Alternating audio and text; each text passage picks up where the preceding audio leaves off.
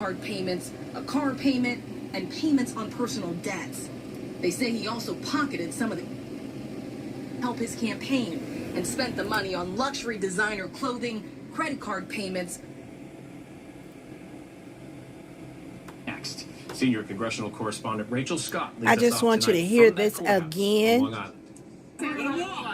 Everyone relax. Listen to this. He already admitted to lying to his constituents. And tonight, Congressman George Santos facing criminal charges, swarmed by reporters outside federal court, where he pleaded not guilty to 13 federal counts, including wire fraud, money laundering, and theft of public funds.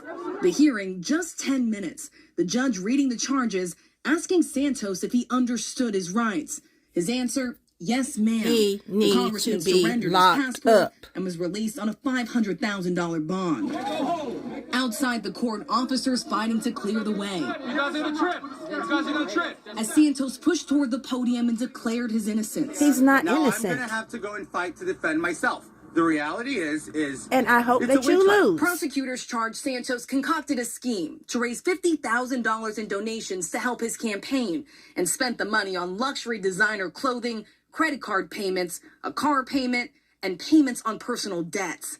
They say he also pocketed some of the cash. But this is Santos what you people wanted that voted for him. Claims at the height of the pandemic, while he was running for Congress, collecting more than $24,000 in benefits, even though he had a job. A $120,000 a year position at an investment firm. Why would you apply for unemployment benefits when you had a job making $120,000 a year? Rachel, this is part of my defense. This is inaccurate information, and I will get to clear my name. You're a liar, and you know you're lying. It wasn't very clear. I don't understand where the government's getting their information, but I will present my facts. Prosecutors say that you got over $20,000 in unemployment benefits, sir. How is that acceptable? Ma'am, like I said, my employment was changed during the time. I don't understand where the government's coming from. I'll present my defense. Santos also accused of making false, fictitious, and fraudulent statements to Congress in his required financial disclosure filings, including inflating his salary and assets while failing to disclose other income and concealing the unemployment payments. Santos today declaring his innocence. Are you planning on running for re-election? Yes, I am. But on Capitol Hill, at least a dozen House Republicans Republicans that you don't say get any it's time for votes. I don't Santos think to anybody's resign. going to vote for you. They already see how fake you are. You are a criminal taking all of these people's money, but the Republicans wanted you. Now look at the mess that they voted for him to step down. But tonight, for the first time, McCarthy said the congressman should not run for re-election. Santos has a lot going on. Yeah, I think he has other things to focus on his life. And Rachel joins me now from New York. Rachel, Congressman Santos is also facing other investigations as well, right? Exactly, Phil. This is just one of many. He's also facing a separate investigation by the House Ethics Committee, as well as separate charges in Brazil over allegations of check fraud, which he also denies. A hearing on that case is scheduled for tomorrow, Phil. All right. Rachel Scott from New York tonight. Rachel, thank you.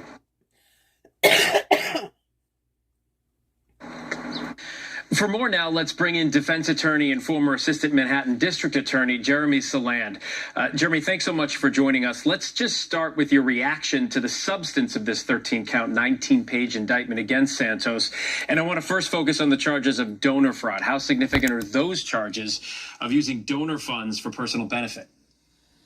From what I understand from reading the indictment is he really, for lack of a better term, duped the public, and arguably knowingly so, hence the indictment, intentionally so, to use those monies for himself. It's very egregious. The dollar amount may not be as egregious as we've seen in the past, but it's a constant ongoing scheme that I think really puts him in the most danger.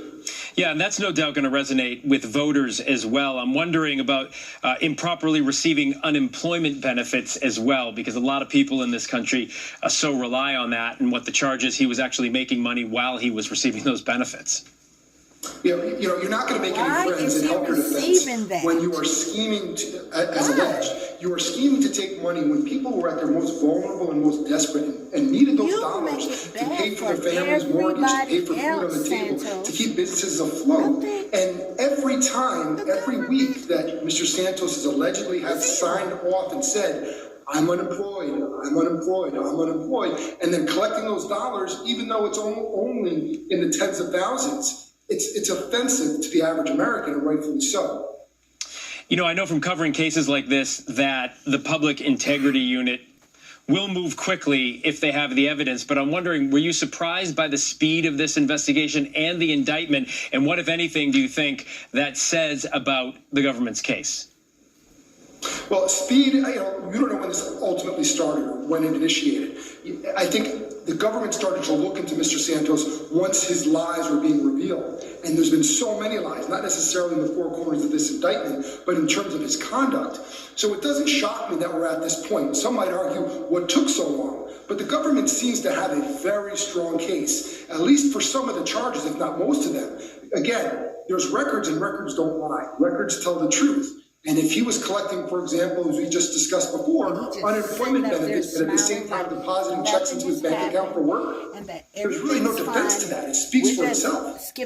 So we heard Santos after leaving the courthouse today. I'm sure you saw some of that. And if you didn't, he basically stood there in front of a gaggle of reporters and said this was the beginning of his ability to address the charges and defend himself, while calling this a familiar term, a witch hunt.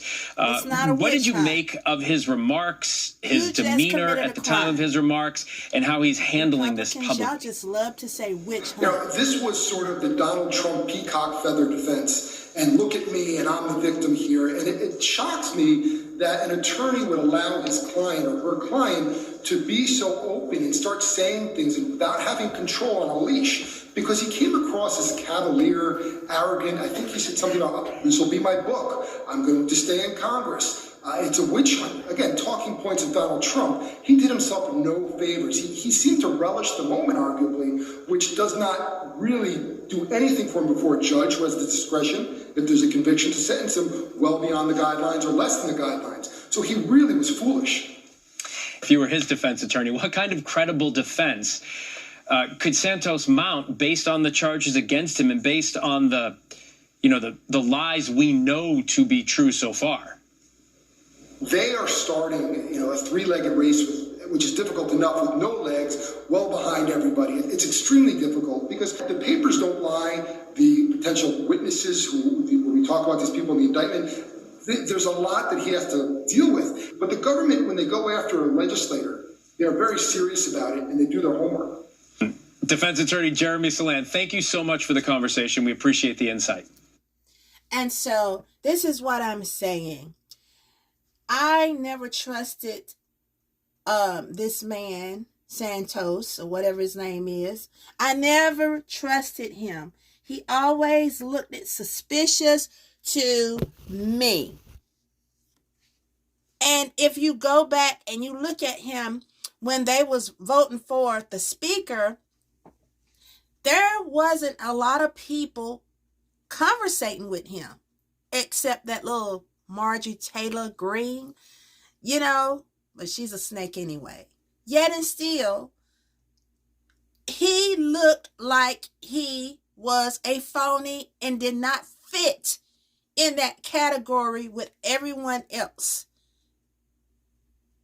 And I was right. He used his Republican colleagues, the Republicans that voted for him, they trusted him with their money. So I hope that the Republicans are more cautious the next time in doing this. Y'all trusted this man, and now look at what he has done. And then he wants to say some things that Trump said. This is not a witch hunt. Everything is not a witch hunt. If you have committed a crime, you must pay for it in the government. And by you being in Congress, everybody's going to know it. It's not a witch hunt. Let's get that much straight. Okay? Okay. Thank you.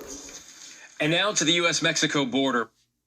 Now we're going to talk about the Mexico border, where in just a day, Title 42, that pandemic pandemic-era rule that allowed the U.S. to turn asylum seekers away is set to expire. Crowds have already begun, as you see, to gather at the border as U.S. officials brace for a new surge of migrants. Hundreds of National Guards members deployed, some actually in riot gear.